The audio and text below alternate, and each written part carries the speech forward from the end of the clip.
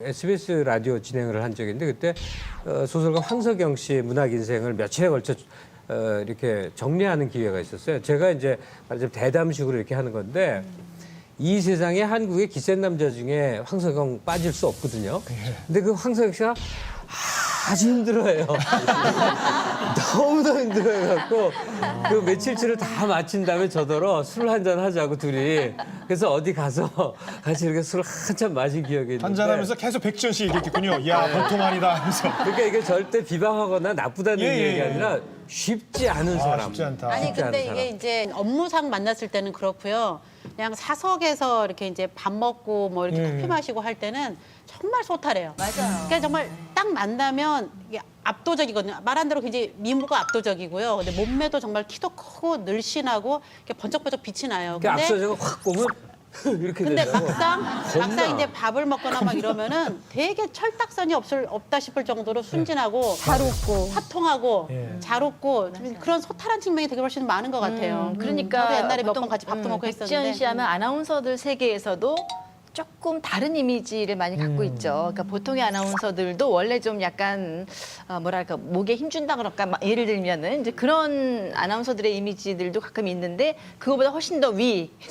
예, 아나운서들 사이에서도 어우 그 선배 약간 무섭고 뭐 독하고 차갑고 매몰차고 이런 것들이 있는데 글쎄 어느 게 먼저일지는 모르겠어요. 워낙 어려서부터 외모가 출중했고 정말 가까이서 보면 몸매조차도 군살 하나 없는 것 같아요.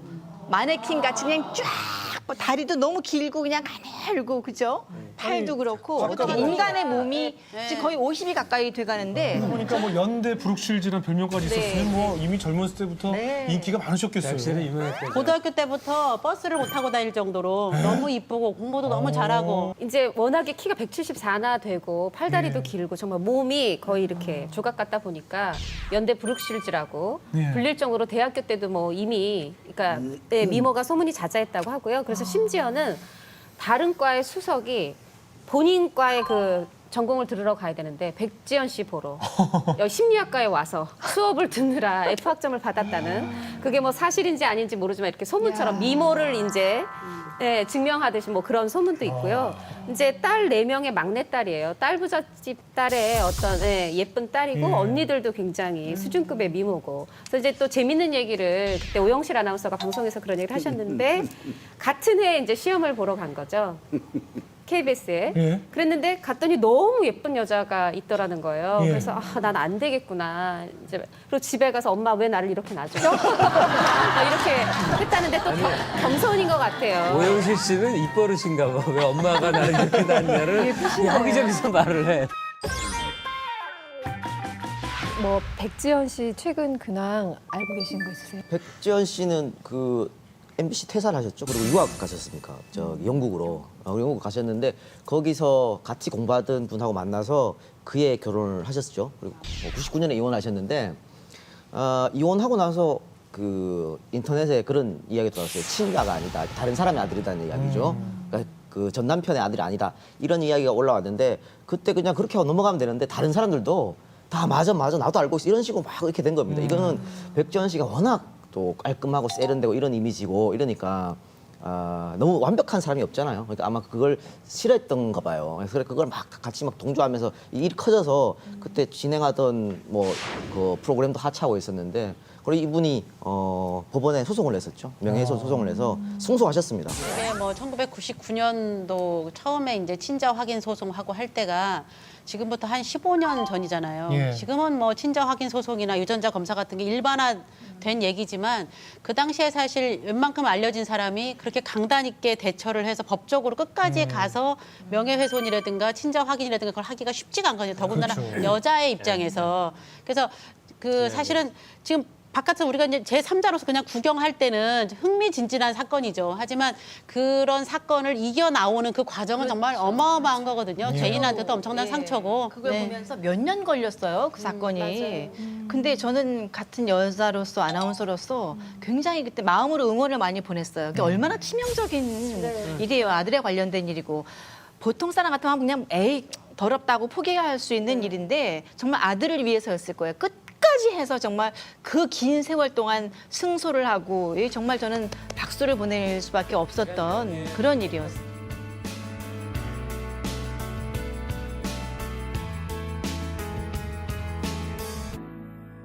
9시 뉴스 자리를 모두 다 이렇게 하길 원하잖아요. 네. 그러니까 이렇게 위인이 되고 하면 굉장히 질투 어린 시선을 받을 텐데 9시 뉴스 앵커를 어떻게 뽑습니까? 그게 많은 분들이 궁금해하시는데 사실은 보도국에서 예. 어떤 사람을 요청하는 경우가 많아요.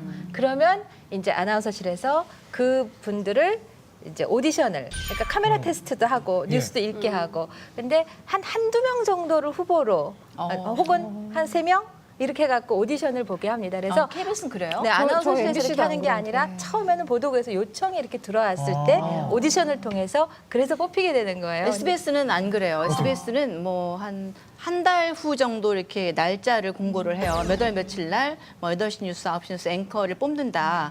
기자와 아나운서가 같이 봐요. 예, 여자 기자, 여자 아나운서. 그러면 그때부터 이제 아주 소리 소문 없는 그 경쟁과 알력이 시작이 되는 거예요. 그때를 겨냥해서 헤어스타일을 하고 옷을 사기도 하고 회사 분장실 있음에도 불구하고 청담동에 가서 비싼 돈 주고 화장을 하고 오기도 하고 이제 그때 여러 그 회사 간부들이 그 오디션을 지켜보면서 점수를 내고 또 1차를 보고 2차를 보고 아주 까다롭거든요. 그 시험에 되기가. 그럼 이제 누가 하나 되잖아요. 그러면 또 말이 많죠. 그다음부터는. 내가 더 잘하는 것 같은데 왜 제가 됐나. 그러니까 선후배보다는 오히려 동료들끼리 조금 더 그런 실셈 같은 것도 있고 해서 화장실 가서 울고 이럴 때가 바로 그럴 때예요. 근데 그게 KBS, SBS 문제가 아니라 제가 아나운서를 그만둔 지가 오래됐기 때문에 옛날에는 그랬는데 요즘은 이렇게 할 수도 있겠네요. 최윤영 아니 아나운서도 MBC는 공고를 내요. SBS하고 똑같아요. 공고를 내면 예. 다 시험을 봐요. 그리고 그 시험 보는 과정이 저희가 뭐 이론을 제시할 수가 없는 게 공청 채널로 회사 공청 채널로 누구나 원하면 다 시험 볼 수 있게 과정을 돼 다 볼 수가 있죠. 있어요. 그래서 너무 부당하게 저 사람 저렇게 못하는데 어떻게 앵커가 됐어라는 경우는 사실 없어요. 예. 주말 뉴스 데스크 하셨잖아요. 네, 했었. 오래 하셨죠? 아니에요, 저 1년 했어요. 어땠어요? 1년 하고 저 시집을 갔어요. 아하. 남편이 더 좋았어요, 뉴스보다. 최윤영 씨도 엄청난 인기를 끌었었습니다. 제가 아, 아까, 그럼요. 이상형이라고 그랬는데 그거 뭐 무슨 설문조사했어요. 예. 그러니까 위혼 남성이 결혼해서 섭섭한 사람이 누구냐 이렇게 해서 최윤영 씨 1위 했었어요. 인터넷에 막 항의 막 올라오고 왜 그만두게 하냐 막 이렇게. 네. 제가 김주아 선배가 정말 제가 입사할 때부터 정말 주목받는 9시 뉴스 그랬죠. 메인 뉴스 앵커였어요. 그랬죠. 모든 건 다 김주아 선배가 다 1등이었는데 제가 유일하게 주아 선배를 이긴 게 그 설문조사잖아요. 혹시 잘 갔네요. 그래서 인쇄해가지고 제가 코팅해놨어요. 어떤 사람이 되냐면 9시 앵커는 꼭 이렇게 인형처럼 예쁜 사람이 아니라 약간 특히 KBS 같은 경우는 좀 참하고 누가 봐도 거부감이 없고 그런 인상, 호감을 주는 인상, 꼭 단순히 예뻐서 되는 건 절대로 아니고요. 각 방송마다 좀 선호하는 스타일이 있는 것 같아요. 네. SBS는 어떤 스타일을? SBS는 우린 여자 기자들도 많이 했었어요. 사실 그 여자 기자와 여자 아나운서들 간의 어떤 보이지 그 않는. 경쟁도 있었어요. 누가 그 앵커 자리를 앉느냐. 왜냐면 기자들도 많이 하니까. 한수진 씨가 기자 아니었나요? 예, 기자였죠. 네. 그 전에 또 누구 여자 기자도 했었고 김소원 아나운서가 오랫동안 오래 했거든요. 했죠. 김소원 아나운서는 뭐 물론 비주얼도 괜찮지만 막 비주얼적인 아나운서는 아니거든요. 굉장히 그 정확한 전달력을 갖고 있고 그래서 그때 또 최초로 결혼하고 아이가 있는 아나운서가 아마 메인 뉴스 앵커로 앉았다 해서 굉장히 화제가 됐었는데 전달력이 굉장히 좋고요. 이렇게 본인이 뭐 이렇게 글도 많이 쓰고 좀 의식이 있거나 말하자면 좀 그런 아나운서였었어요. 그래서 SBS는 그런 쪽을 많이 본 것 같아요. 여성 앵커들이 이제 뉴스의 꽃이다 이렇게 얘기를 하는데 최근에 이제 이 종편이 나오면서 좀 많이 트렌드가 바뀌었어요. 그러니까 종편 시청자들이 주로 이제 40대 이후에 좀 나이 드신 분들이 보다 보니까 이분들은 20대 아나운서들이 나와서 뉴스를 얘기하면 아유 너무 제가 뭘 알겠어 이런 약간 신뢰성의 문제가 있어서 지금 종편에서는 의외로 나이가 많은 여성 앵커들이 많이 있거든요. 네. 그러니까 이제 앞으로 시장이 그런 식으로 많이 바뀌어가는 것 같아요. 희망을 좀 기회가 가져야 있습니다. 최욱 기자도 살짝 꿈꾸시는 게 아닌가 요즘에. 좀. 앵커를요? 이렇게 스타일이 조금 좋아지셨어요. 아유 저만 하면 저 정도 되면은 사실 뭐 시청자들이 많이 원하는 신뢰감 있는 앵커. 근데 시청자는 원하는데 예, 방송사가 안 원하는 것 그게 같아요. 아니고 안티 많이 넣으셨어요. 지금 여성 아나운서들 얘기만 하는데 사실 이전 SBS는 이제 후일 생겼으니까 KBS하고 MBC의 그 대표 남자 아나운서들이 저는 기억이 납니다. 예. MBC 그럼 명랑운동회를 진행을 했던 변홍전 아나운서, 그리고 장학 퀴즈를 했던 차인태 아나운서, 그리고 이쪽 이제 KBS는 여러분들 요즘도 활동하고 있는 김동건 아나운서, 그다음에 이제 국회 가면서 그만둔 이계진 아나운서 이런 분들이 남자 아나운서의 아주 전형처럼 이렇게 이제 우리들하고 늘 가깝게 지냈던 분들인데 변홍전 씨가 지금 이제 국회의원 하시지만은 과거에 왜 아나운서가 됐느냐고 누가 물어보니까 자기는 임태근 선배가 사실 모델이었다, 롤 모델이었다, 제일 존경하는 분이었다. 어떻게 하면 저분처럼 될까? 옛날에 그랬잖아요. 누가 말을 잘하면 아우 저 사람 임태근이 것처럼 말 잘해. 그러니까 말 잘하는 사람의 대명사가 임태근이었다고. 그러니까 이제 그 변홍전 씨도 내심 이제 뭐 이렇게 말 잘하는 임태근 씨를 늘 흠모하다가 아나운서를 지망을 해서 드디어 된 거 아닙니까? 그래서 이제 거기가 중계 방송을 나가면 가령 효창운동장에 뭐 축구 경기를 나가면은 일부러 빨간 티셔츠를 입고 저고리를 여기다 딱 걸친 상태에서 운동장을 한 바퀴 도는 겁니다. 자, 변홍전이가 왔다 이거지. 박수가 우레와 같은 박수가 쏟아져. 그런 다음에 자기 자리에 딱 앉아서 중계를 하는 거예요. 그만큼 쇼맨십이 강했던. 그러니까 후일제 아나운서보다는 MC로서 많은 역할을 했고 차인태 씨는 이제 그 뭐 좀 아카데믹한 뭐 그런 좀 개념의 그 아나운서 생활을 하고 후일 뭐저 이북 그 도지사도 조금 했었고 행정적으로도 좀 움직였었던 분이고 또 이쪽 이계진 씨 국회 진출했죠. 끝까지 아나운서의 영역에서 벗어나지 않는 분이 김동건 씨입니다.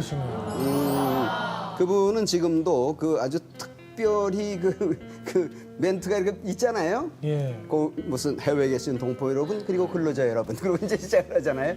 헤어스타일이나 넥타이 맨 모습이나 그대로 아나운서의 본령을 끝까지 지키는 사람이 있어야 된다는 것에 아주 확신을 갖고 누가 아무리 돈 버는 길로 출세하는 길로 나가더라도 나는 아나운서의 본령을 지킨다. 그런 의지를 가지신 분이에요.